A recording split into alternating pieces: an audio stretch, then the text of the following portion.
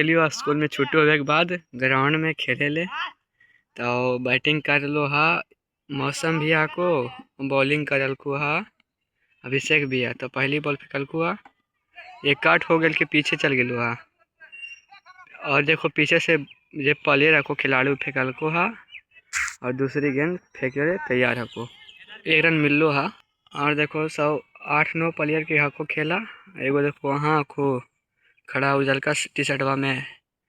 और देखो देखाओ जो एगो यहाँ को अभिषेक भैया। एगो भैया आयल को कौन तो गांव से नहीं पता को। एगो ये भैया को इधर ये। और हमें हमू खेल रही हा। वीडियो बना रही हो। देखो फिर से खा गेल को लल्लू भैया उधर रखो उधर तो बनल रही है कि